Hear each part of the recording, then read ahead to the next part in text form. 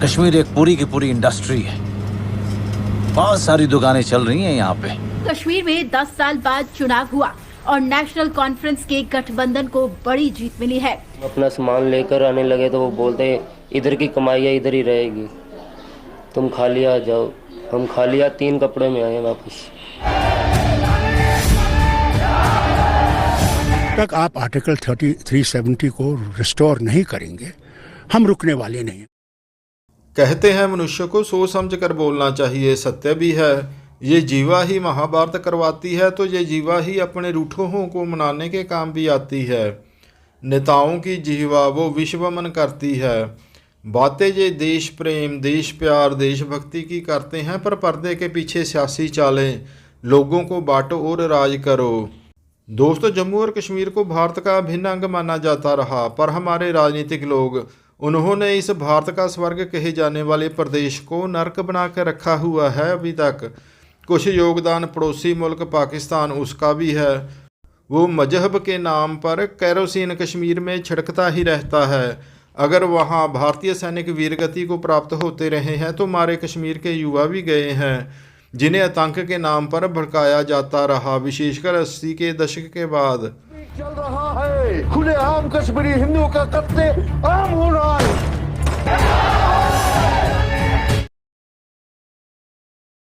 हम डर गए उन लोगों से, फिर हमने सब सामान उठाकर यहाँ आए हैं। हम अपना सामान लेकर आने लगे तो वो बोलते इधर की कमाइयाँ इधर ही रहेगी, तुम खाली आ जाओ।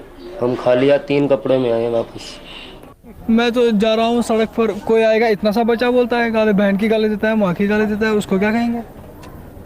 कहने के लिए उसको कोई यहाँ से रिटर्न तो आंसर नहीं दे सकते। कश्मीर एक पूरी की पूरी इंडस्ट्री है। बहुत सारी दुकानें चल रही हैं यहाँ पे। दोस्तों, जम्मू और कश्मीर में सत्ता पर अब्दुल्ला फैमिली, शेख अब्दुल्ला, फिर फारूक अब्दुल्ला, अब और उमर अब्दुल्ला, पीढ़ी दर पीढ़ी ये सत्ता कब्जाते रहे और जम्मू एंड कश्मीर को लूटते रहे।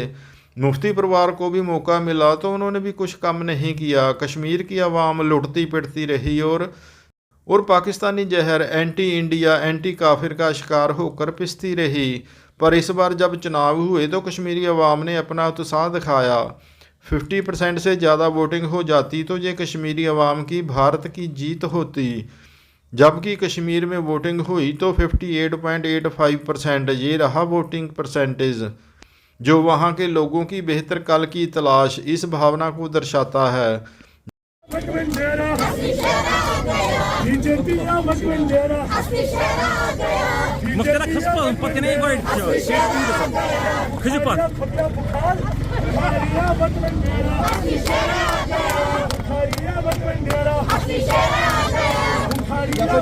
दोस्तों, इस बार जम्मू और कश्मीर में जहां 59% के करीब वोटिंग हुई, मतलब आधी से अधिक आबादी ने भारतीय लोकतंत्र में निष्ठा दिखाई।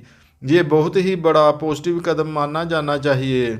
90 सीटों पर जम्मू और कश्मीर में चुनाव हुए थे। दोस्तों, अब्दुल्ला परिवार की नेशनल कॉन्फ्रेंस वो सबसे बड़ी पार्टी बनकर उभरी है जम्मू एंड कश्मीर में 42 सीटों के साथ। उसके बाद भारतीय जनता पार्टी 29 सीटों के साथ तीसरे नंबर पर आज़ाद रहे, जिन्होंने 7 सीटों पर विजय प्राप्त की। जी हाँ, चौथे नंबर पर वहाँ इंडियन नेशनल कांग्रेस, जी हाँ राहुल गांधी वाली कांग्रेस, वो रही 6 सीटों के साथ। और 5वें नंबर पर महबूबा मुफ्ती वाली पीडीपी सिर्फ 3 सीटों के साथ, जिन्होंने पिछली बार 28 सीटें जीती थी। दोस्तों, इन चुनावों में नेशनल कॉन्फ्रेंस और कांग्रेस में चुनावी गठबंधन हुआ था। दोनों की सीटें मिला दी जाएँ तो वांछित 46 सीटों का आंकड़ा पार हो जाता है। फारूक अब्दुल्ला ने अपने बेटे उमर अब्दुल्ला को next CM of J&K declare कर दिया है। इन चुनावों में बीजेपी वो अहम मानी जाती रही। ये माना जाता रहा कि वो इस बार कश्मीर घाटी में भी अपनी उपस्थिति दर्ज करवाएगी, पर वो वहाँ एक भी सीट ना जीत सकी। दोस्तों, कश्मीर 99% मुस्लिम बाहुल आबादी वाला इलाका माना जाता है, जबकि बीजेपी को हिंदुओं की पार्टी माना जाता है, जो भारत में गजबाए हिंद, जी हाँ भारत के गजबाए हिंद के मार्ग में उनकी सबसे बड़ी अवरोध मानी जाती है। जबकि कांग्रेस ने कश्मीर में गजबाए हिंद लगभग करवा ही दिया है। कश्मीरी पंडितों को किस तरह घाटी से भगाया गया पूरे देश ने देखा था। इस बार कश्मीर में बीजेपी के खिलाफ उम्मा का कंसेप्ट चला।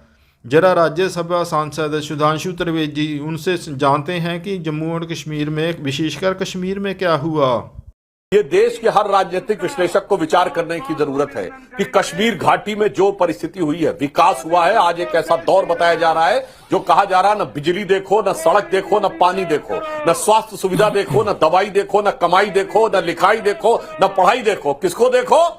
तुम देखो कि नजीब, तुम ये देखो हिजबुल्लाह के साथ क्या हुआ है, कारगिल में, श्रीनगर में, और नसरुल्लाह के लिए वो निकल रहा है और कोई बोल नहीं रहा है। जो कहते थे कश्मीरी पंडितों के साथ हुआ उसके लिए यहां क्यों बोल रहे हो? वो लेबनान के लिए बोलते रहो।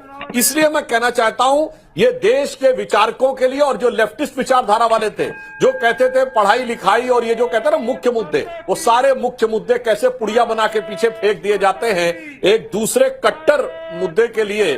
तो ये तथाकथित मोहब्बत की दुकान में इतने जहर बुझे, जहरीले और कड़वे सामान बेचे गए हैं कि वो जलेबी जो थी उसकी कितनी भी मिठास हो, उस कड़वाहट को कम नहीं कर पाई।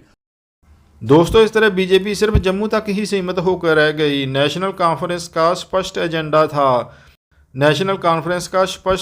था धारा 370 को हटाना। राहुल गांधी की कांग्रेस अब उसकी सहयोगी पार्टी है।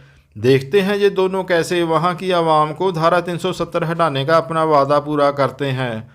अंत में दोस्तों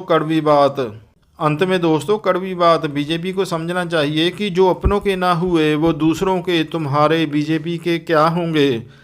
कांग्रेस को तुष्टीकरण करने दे, पर बीजेपी वो उससे दूर ही रहे तो अच्छा है, वरना उसका हशर, जी हाँ, उसका हिंदू वोटर भी, वो भी इससे छटक जाएगा। वीडियो अगर आपको ठीक लगी हो तो इसे लाइक और शेयर अवश्य करें। अगर चैनल को अभी तक सब्सक्राइब नहीं किया है तो सब्सक्राइब भी अवश्य करें।